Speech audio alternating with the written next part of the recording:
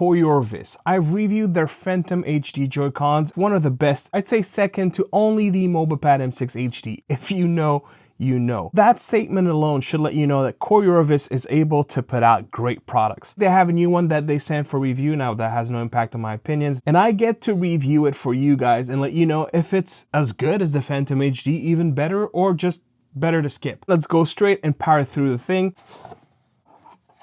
The controller, a dongle, 4-way cross D-pad, a push pin to reset, instruction manual, that USB to USB-C, and all its glory. Mechanical face buttons, tactile D-pad, Hall effect sticks and triggers, long travel tactile. That almost fooled me. That feels almost like a mechanical shoulder button. You have 4 paddles in the back, a switch for your modes. You also have, I mentioned in the Cyclone 2 review, the Easy SMX cell phone mount.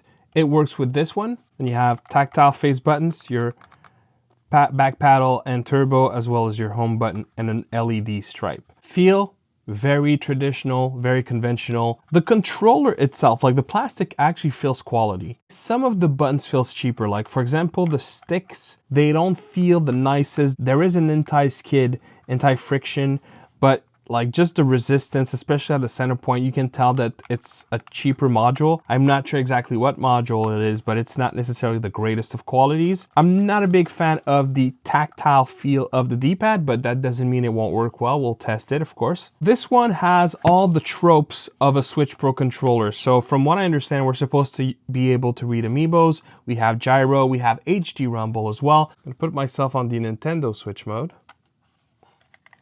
Gonna power it.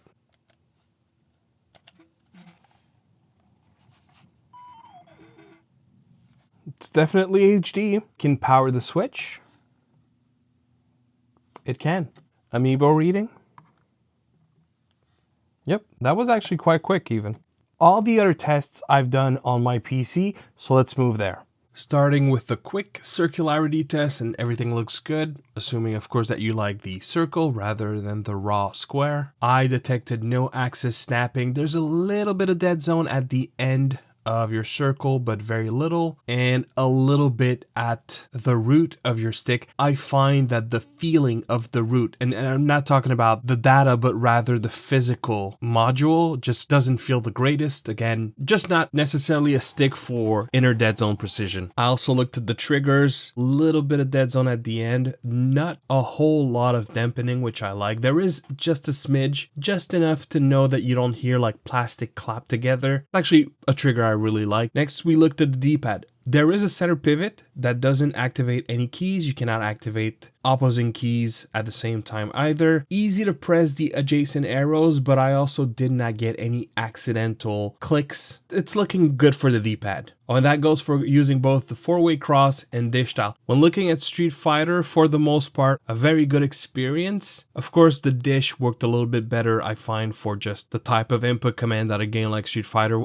uses. No accidental jump. If anything, it's more of the feel is okay, but as far as responsiveness, it was a really good experience. When testing more of a platformer style, I did not get a single accidental direction. Everything was extremely well responsive, and that's a D-pad that without a doubt would be great in platformers. When looking at the sticks, that's where it falls flat. I mean, I'm not gonna harp too long on this. It's just not a stick for aiming. I barely managed to do 24, which is approximately 60% of what I usually do on a good stick. So no, I would not recommend to go with that option for aiming specifically. But as far as everything else goes, as long as you're not looking for precision, it's gonna do the job just fine, if albeit feeling a little cheap. Here's your step resolution if you want to see it. Turbo is simple. You hold your turbo button and you push the key once, and that'll give you semi-auto. And when you do it again, you'll have a mode to activate from turbo on or turbo off. You can do that with multiple keys at once. For the back paddle, you hold the button, your LED will flash to let you know that it's ready to take your inputs.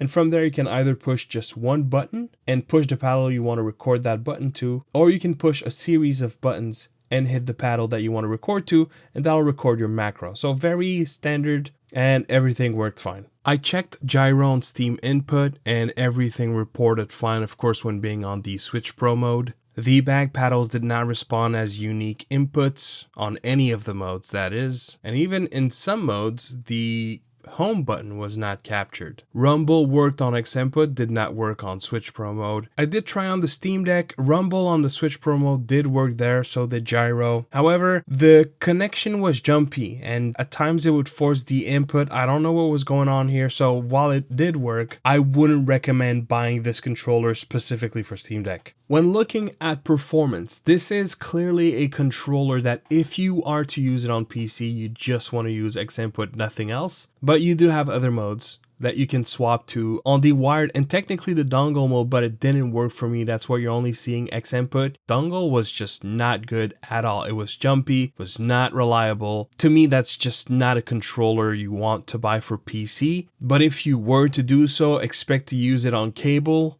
with X input or Bluetooth switch. And that was the one part that I was concerned. Bluetooth switch actually worked nice. So, do I recommend it? Well, the thing I don't know of is the exact price. I have seen it on AliExpress for $43 US. There's really nothing wrong as long as you stick to buying this for your Switch. I don't think it's a controller that lends itself well enough to PC, although a lot of things about it feels good. One of the products I'd love to compare it to, I never reviewed it and I don't have it, which is the MobilePad Chitu. But one controller I do remember reviewing that I was pleasantly happy with was the Ine Phantom, which funny enough, it kind of swapped names. Anyways, the Ine Phantom was a controller that I greatly enjoyed. COIORVIS do a couple of things different.